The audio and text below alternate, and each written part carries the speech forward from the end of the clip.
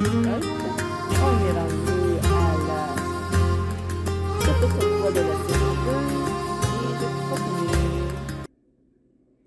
Et bien sûr, il faut charger le chapitre. Peut-être une bonne fois, mais pour l'instant, celui-là. Glavis s'appuie sur le rebord et me tend la main. Je regarde dehors et une pique d'anxiété me pèse tandis que je regarde le sol au-dessus. Crois-moi, Elia, je ne te laisserai pas tomber. Il lève la main, il te regarde et je vis l'intime dans les yeux. Et je me suis survenue. Il prend une profonde inspiration. Il m'aurait dit en lui prenant la main. Et voilà, dans ton temps, il garde les yeux sur moi. Alors qu'il commence à me guider le long du rebord, j'entends les coups de la porte de ma chambre. Mao essaie de rentrer. Glavis me tire sur le balcon de notre chambre et nous attendons ici. Elle est forte pour avoir réussi à passer malgré la femme en bloquant la porte. Mao escalade le rebord et se dirige rapidement vers nous. Ça ne va pas être difficile de descendre et elle nous rattrapera bientôt.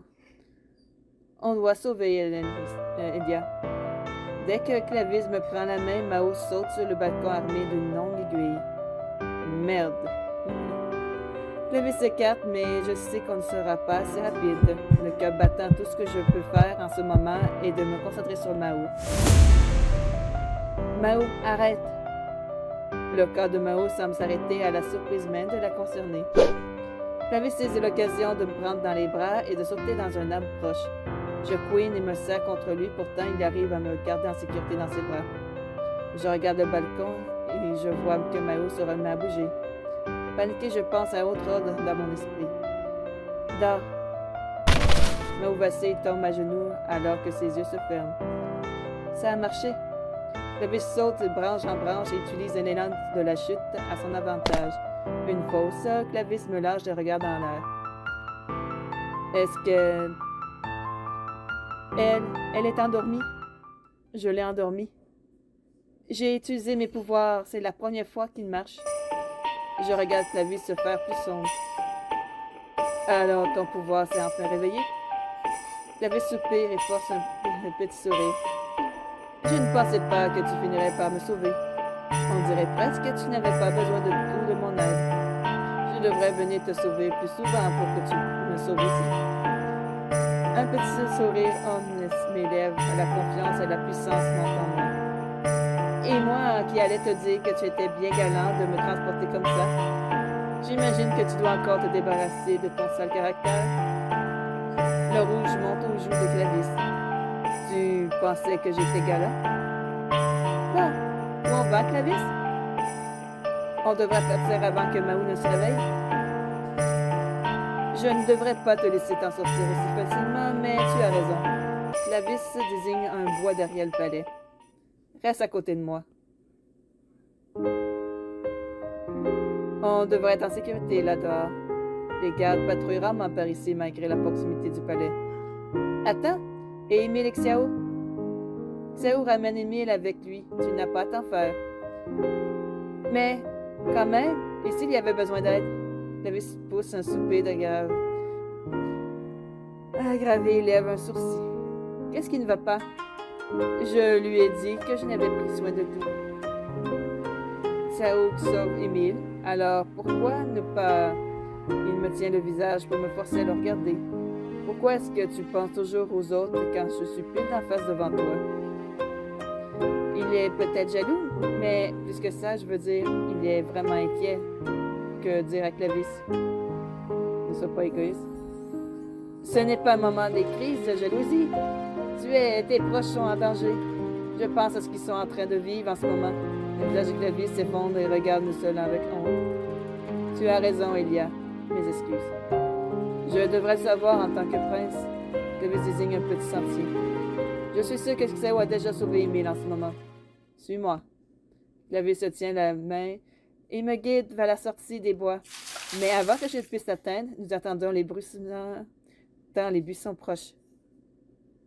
Recule, Elia. Attendez, monseigneur, c'est nous. Émile et Xiao? Clavier se détend et je me précipite pour les enlacer tous les deux. Je vois que vous êtes en un seul morceau. Tout juste. Sans Xéo, j'aurais plus que quelques coupures et des bleus. Xéo hausse les épaules et analyse les environs. On doit partir maintenant. Tout le monde au palais sait qu'Alélia s'est échappée.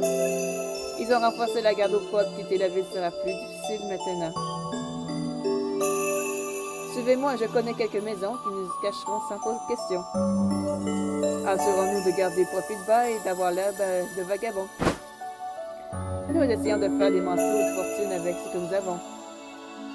Une fois prêt, Émile nous guide dans la ville et s'assure de ne prendre que des rues les moins fréquentées.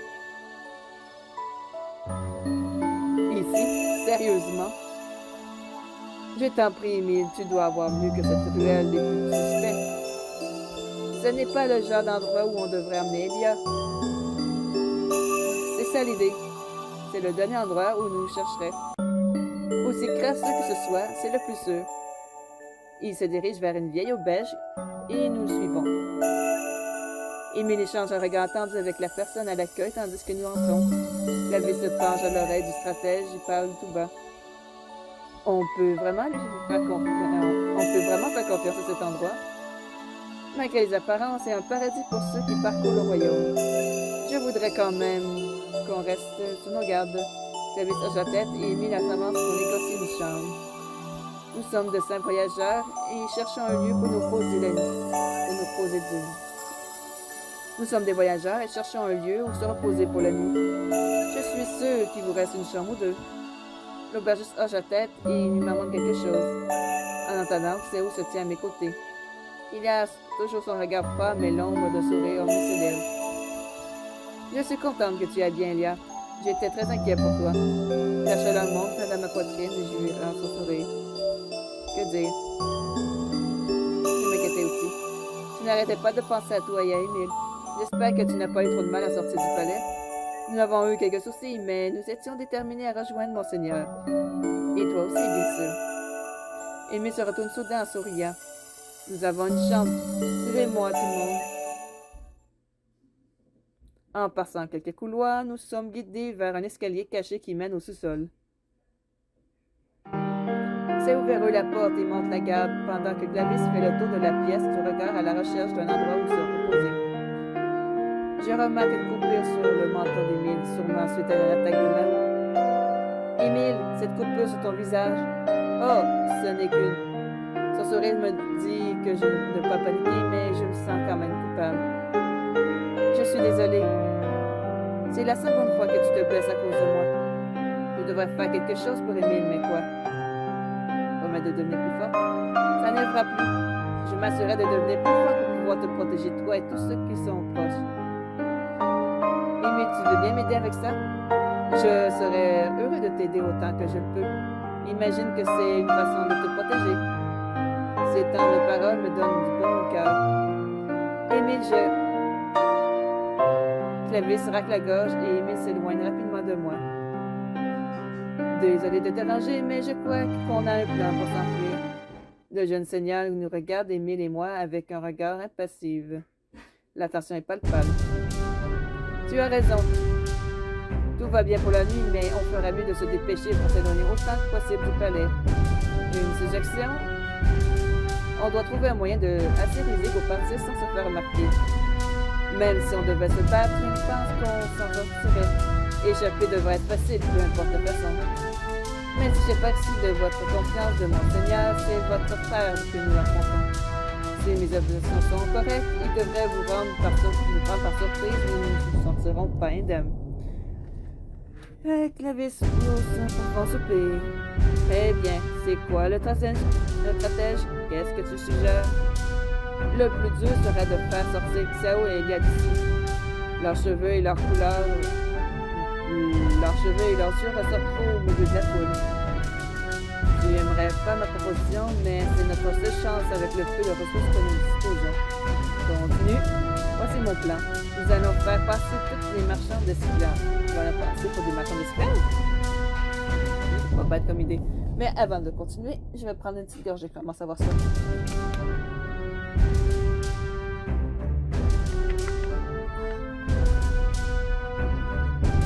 années de folie. Ouais, c'est très dur pour la gorge. J'ai remarqué qu'un wagon avec des cages vides sur le chemin. On va le prendre et installer Elia et Xao à l'intérieur comme si nous venons de les acheter. Ça devrait nous permettre de les attirer sans attirer l'attention. Tant qu'ils gardent la tête baissée et qu'on ne les regarde pas dans les yeux. La plupart des gens détourneront le regard ou feront semblant de n'avoir rien vu. Et si les gardes inspectent les cages, au point où nous en sommes, ils doivent tout être à la recherche de Lia. Chaque membre du clan de Germe sera inspecté pour qu'on s'assure que ce soit pas elle. La pièce tombe dans un profond sommeil, tandis qu'Emile prend le temps de réfléchir. Je peux aider? Tout le monde me regarde avec surprise. Je peux utiliser mes pouvoirs en tant que porteuse du Tokodama. S'il passe quoi que ce soit, ça a marché avec Mayo tout à l'heure. Je peux endormir des gardes ou leur faire croire que tout ce qu'on dit ici doute de quelque chose. Le choc est visible sur le visage d'Emile et Xiao. Alors, tu es vraiment capable de contrôler les autres maintenant? Je ne peux m'empêcher d'être mal à l'aise à cause de son commentaire. Même si tu l'as utilisé une fois, il y a toujours une chance pour que ça ne marche pas cette fois. C'est un pari risqué si les choses tournent mal. Avec un peu de chance, on n'aura pas besoin. Je vais négocier du mieux que je peux, mais on pourra se reposer ce lien en dernier recours. C'est un plan fou qui n'a que peu de chances de se réussir. Mais je suis prêt à tenter n'importe quoi en ce moment. Très bien, reposons-nous avant de continuer alors. Doit-on faire des tours de garde? L'aubergiste a promis qu'on sera sécurité cette nuit. Ça ne sera pas nécessaire. Faisons mieux pour se détendre. Je suis tellement nerveuse à cause du plan que j'ai du mal à me détendre. Toutefois, quand je relève les yeux vers les trois hommes dans la pièce, je ne vois que la détermination et de la confiance sur leur visage.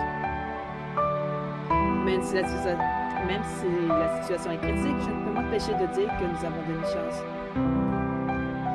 On va s'en sortir ensemble. Enfin, je l'espère.